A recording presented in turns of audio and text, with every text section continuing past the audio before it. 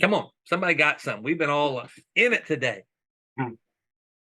I could go. Can you hear me? Yeah.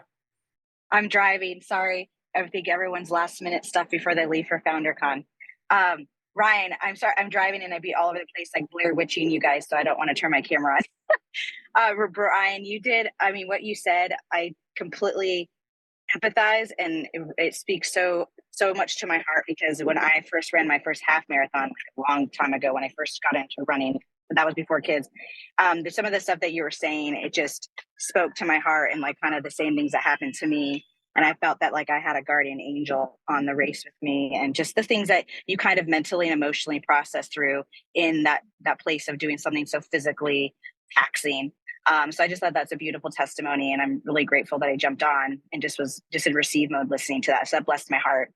The one thing that when you're saying, Anthony, the things that you're saying, it just really brings you back to Ed Silvoso, who wrote the Ecclesia, and just really what that is. And he talks a lot about how the church, as a whole, is like it's all about proclaiming Jesus, which of course we want people to know Jesus' heart and his love for us. But the way that you really actually reach people is proclaiming is actually the last thing you do.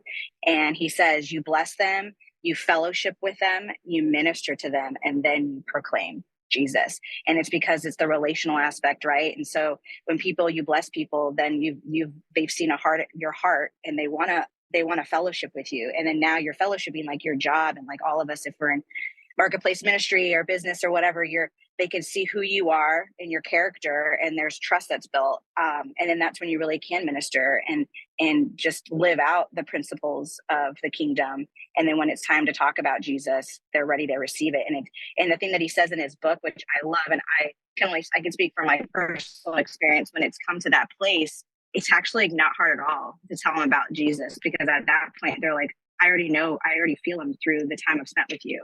And so Ed Silvoso is really a man that has really given, I think, in this time, a place where he was just talking at a leadership conference with Bethel Church last week, and just really kind of like the walls of the church come down, and we all kind of know that. Obviously, Founder Collective is about really being a ministry and a church that's beyond the walls, and that's what like our businesses are and our communities that we're a part of, and just really being in the marketplace, because that's where Jesus was and that's where his disciples were, and we're disciples, like we are in there, and that's where we reach people. So I just think, Ryan, like, I'm the coach in me is just, not that you need to hear this, but I think your story, there's so much honor to that you're bringing, and I'm just really grateful to hear your story, and just kind of, I don't know if to say validate, it's not that, it's just confirm the things you just said, and confirm what you said, Anthony. Yeah, you said something about the last thing we do is proclaim it. I'm 100%. This is why I struggle with people who stand on street corners and yell at people and tell them they're going to hell. I was at a conference I spoke at 2 weeks ago. Wesley Morris spoke, and he was talking about the mental aspect, but he made a statement, and I've since looked it up, and there's a lot of people that have connected this in some way, but he said relationship moves at the speed of trust. And you know what? Nobody trusts that person yelling at them on the street corner. So then in turn, they don't trust who he's yelling about. And if you've heard me, if you've been around me any amount of time, it's the transition from speaking at somebody to speaking to somebody. That's relationship. That's where trust comes in. When we first met God, he was speaking at us in a lot of ways. That's why he wants to get in relationship with us, so that we can realize even the hard things are spoken to us, not at us, not hitting us with them, but putting them in our hearts. And I think for so many, that proclaiming God goes back to what I say in 1 Peter 3:15, where he says, be ready to give a defense for the hope that lies in you, but do it with gentleness and respect. How do you get to that place? Peter, man, this dude was wanting to get in your face kind of guy. But to get to this place of maturity, what he's saying is, be ready. Somebody's going to come to you and say, why are you different? Why do you have hope in you when you shouldn't have? Why do you have joy to a level that I've never experienced before? It's not come and argue and debate with you. I don't argue and debate with anybody.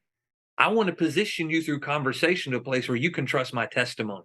Let me let you know what God's done for me and through me. And that has to start with me being broken in some areas, me falling short in some areas, me not being ready or thinking I can't do these things. And those moments when God showed up and helped me, when He healed the things that I couldn't even imagine were broken in me, when I walk through this and He uses this person to do something exceedingly abundantly beyond what I could hope or imagine, that's the moment He became real to me. And that's the testimony that I can now share with somebody who's open to hearing it. And I think in all of us, we encounter people in our workplaces every day.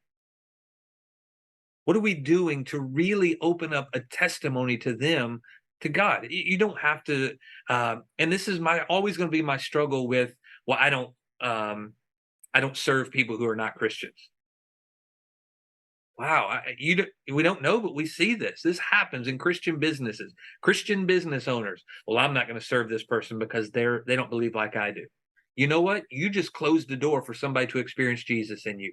You've just made yourself a Jesus, a churchy Jesus person that only hangs out with other Jesus people.